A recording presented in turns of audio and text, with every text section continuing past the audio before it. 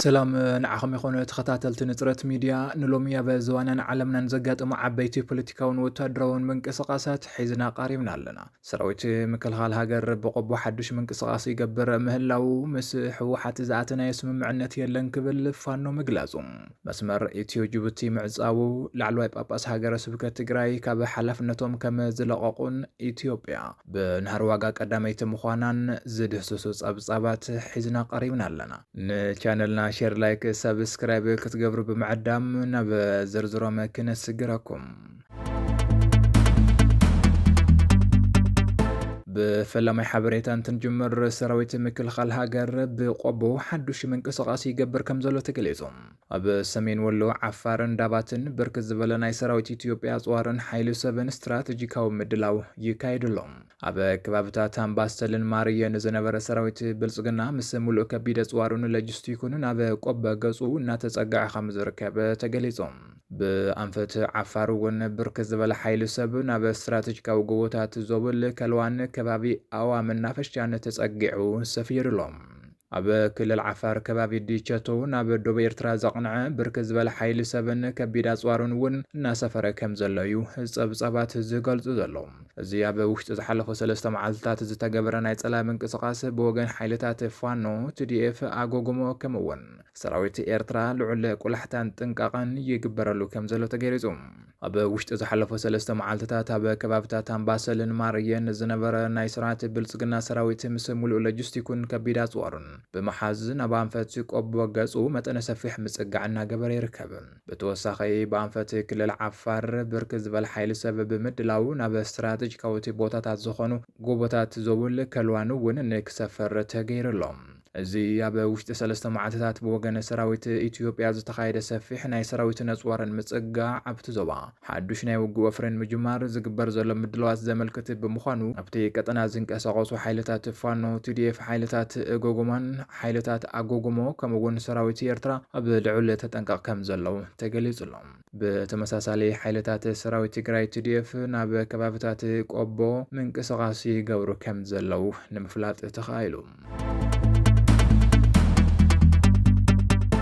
بخالي زينا اب غداي ولقايتن رايان فصوم عين دارادرن مسح وحات دمازاتنا يسمع معنات يلن كبل مكتل عزازي حيلتات فانو غليزم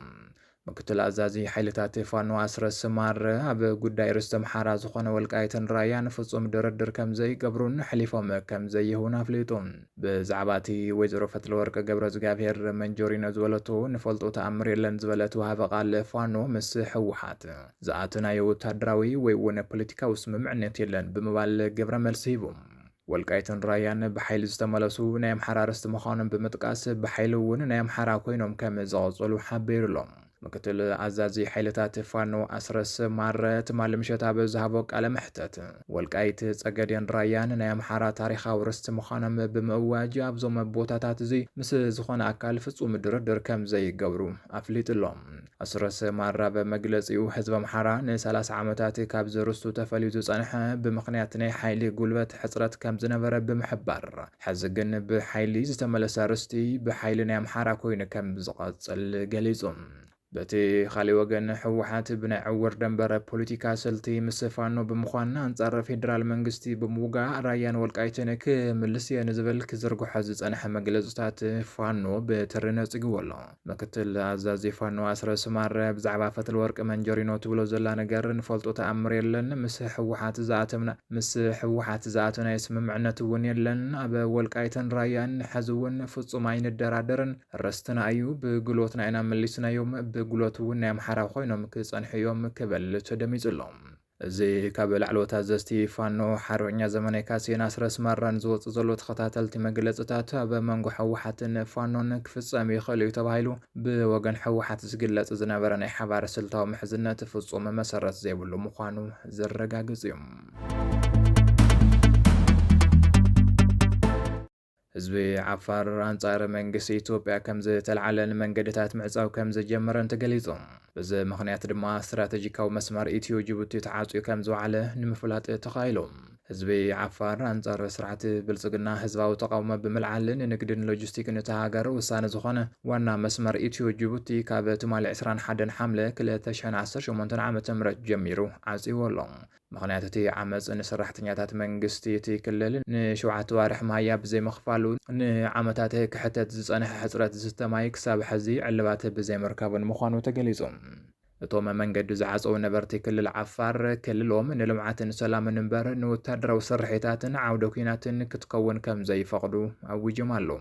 ኣብቲ ክልል እናገደደ ብዝኸድ ዘሎ ናይ መነባብሮን ምሕደራን ፀገማት ዝተማረረ ህዝቢ ዓፋር አንጻር ስርዓት መንግስቲ ኢትዮጵያ ህዝባዊ ዓመፅ ብምልዓል ንኢትዮጵያ ምስ ወደበ ጅቡቲ ዘራኸብ ዋና ስትራቴጂካዊ መስመር ዓፂዎ እዩ። እዚ ስጉምቲ እዚ ኣብ ልዕሊ ናይቲ ሃገር ናይ ደገ ንግዲ ናይ ነዳዲ ሸቐጣሸቐጥ መመላለስን መስመር ዓብዪ ዕንቅፋት ይፈጥር ምህላው ተሓቢሩ። እቶም ነቲ ዋና መስመር ብምዕፃው ተቃውሞኦም ዘስምዑ ዘለዉ ኣባላት ህዝቢ ዓፋር ስርዓት መንግስቲ ኢትዮጵያ እቲ ክልል ንወታደራዊ ወፍርታቱን ንኩናት ሱዳንን ኤርትራን መሳለጢ ቦታ ጥራሕ እናተጠቐመሉ ምህላው ብምእዋጅ ዓፋር ናይ ልምዓትን ሰላምን ክልል እምበር ናይ ብልጽግና ዓውደ ኩናት ኣይኮነትን ብምባል ድምፆም ኣስሚዖም ኣለዉ። እዚ ኣብ ስትራቴጂካዊት መስመር ኢትዮ ጅቡቲ ተኸሲቱ ዘሎ ናይ መንገዲ ምዕፃው ንስርዓት መንግስቲ ኢትዮጵያ ኣብ ዝገደደ ፖለቲካውን ኢኮኖሚያውን ውጥረት ዘእቱ ምዕባለ ምዃኑ ተገሊጹሎም። ኣብ ሱዳን ዝርከቡ ተጋሩ ስደተኛታት ብግዴታ ገፊፍካ ናብ ወታደራዊ ታዕሊም ንምእታው ምድላዋት ይግበር ከም ዘሎ ተገሊጹ። ኣብ ሱዳን ዝርከቡ ተጋሩ ስደተኛታት ናብ ሰራዊት ንምጽምባር ፈቃደኛታት ብዘይምዃኖም ከካብ ዘለዎ ብሓይሊ ገፊፍካ ናብቲ ሰራዊት ንምእታው ውሳነ ተመሓላሊፉ ከም ዘሎ ተገሊጹ። እዚ ስርሒት ግፋን ንምፍጻም ካብ ትግራይ ገፈፍቲ ዕጡቓት ናብ ሱዳን ንምልኣኽ ኣብ መንጎ ዶክተር ደብረጽዮንን መራሒ ሱዳን ጀነራል አለ ብርሃንን ምርድዳእ ከም ዝተበጽሐ ተሓቢሩ። ኣብ ሱዳን ዝርከቡ ስደተኛታት ተጋሩ ካብዚ ድንገተኛ ናይ ግፋት ስጋኣት ባዕሎም ንምድሓን ኣድላይ ዘበለ ጥንቃቐ ከገብሩ ድማ ጻውዒቱ እናቐረበ ይርከብ። ካብ ጥሉላት ምንጭታት ዝወፁ ዘለዉ ሓበሬታታት ከም ዘመላኸትዎ ኣብ ሱዳን ኣብ ዝተፈላለዩ ማዓስከራት ዝርከቡ ተጋሩ ስደተኛታት ናብ ወታደራዊ ሓይሊ ንምጽምባር ዝቐረበ መጻውዒት ብኣሉታ ድሕሪ ምምላሶም ከካብ ዘለዎ ብሓይሊ ገፊፍካ ናብቲ ሰራዊት ንምእታው ኣብ ውሳነ ተበፂሕሎም። እዚ ኣብ ሱዳን ዝካየድ ዘሎ ናይ ግፋት ስርሒት ዘፈጽሙ ዕጡቓት ሓይልታት ካብ ትግራይ ንምልኣኽ ኣብ መንጎ ዶክተር ደብረጽዮን ገብረ ሚካኤልን መራሒ መንግስቲ ሱዳን ጀነራል ዓብደልፈታሕ አልቡርሃንን ምርድዳእ ከም ዝተገበረን ሓጂ ድማ ነዚ ተግባር ዝፍጽሙ ገፈፍቲ ዕጡቓት ካብ ትግራይ ናብ ሱዳን ንምስዳድ ምድላዋት እናተገበረ ምዃኑ ተሓቢሩ። እዚ ውሳነ ግፋ ልክዓብቶም ብሕወሓት ዝመሓደሩ ክፋላት ትግራይ ኣብ ልዕሊ መናእሰይ ክካየድ ካብ ዝጸንሐ ናይ ግፋት ስርሒታት ዘይተፈለየ ምዃኑ ዝሓበሩቶም ምንጭታት ኣብ ሱዳን ዘለዉ ኣሕዋትን ሓትን ካብዚ ዘጋጥም ዘሎ ናይ ህይወት ስጋኣትን ጉዱድ ግፋን ባዕሎም ንምድሓን ኣድላይ ዘበለ ጥንቃቐ ከገብሩ ተሓሳሲቦም ኣለዉ።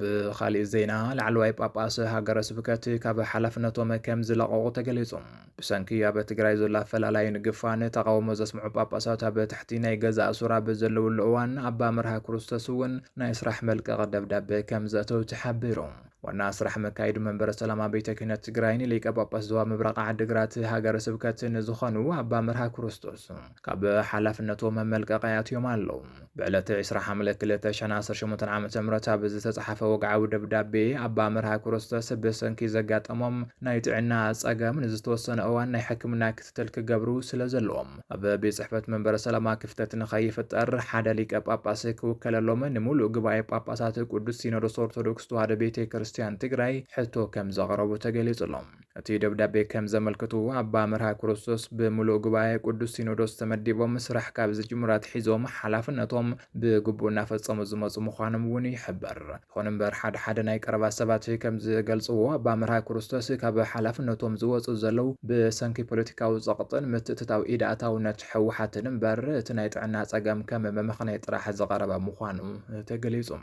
ብተወሳኺ እስካብ ሕዚ ኣቡነ ናትናኤልን ኣቡነ ኣረጋውን ናይ ገዛ እሱራት ኮይኖም ከም ዘለው ዝፍለጥ እዩ። እዞም ክልተ ጳጳሳት ሃገረ ስብከት ትግራይ ኣብ ዝሓለፈ ፈተነ ቅትለት ተፈጺሙሎም ዝነበረ እንትኸውን ድሕሪ ዝፍጻመ ናይ ገዛ እሱር ኮይኖም ከም ዘለው ይፍለጥ። ኣብ ውሽጢ መንበረ ሰላማ ቤተ ክህነት ትግራይ ካብ ሃይማኖታዊ ኣፈላላይ ብላዕሊ ፖለቲካዊ ኣፈላላይ ከም ዘሎን እቲ መንበረ ጵጵስና ከቢድ ኣፈላላይ ገጢምዎ ምህላውን እናተገለጸ ይርከብ። ኣብ መወዳእታ ኢትዮጵያ ብናህሪ ዋጋ ካብ ኣፍሪካ ቀዳመይቲ ሃገር ከም ዝኾነት ተገሊጹ። ኣብዚ ሒዝናዮ ዘለና ዓመት 2026 ኣቆጻጽሪ ኣውሮፓውያን ኣብ ዘለዉ ቀዳሞት 6 ኣዋርሕ ካብ ዝተጠቓለላ 10 ዓበይቲ ሃገራት ኣፍሪካ ኢትዮጵያ ዝለዓለ ናህሪ ዋጋ ዕዳጋ ብምምዝጋብ ቀዳማይ ደረጃ ሒዛ ኣላ። ካብ ኢትዮጵያ ብምስዓብ ድማ ግብፅን ኬንያን ካልኣይን ሳልሳይን ደረጃ ሒዘን ይርከባ።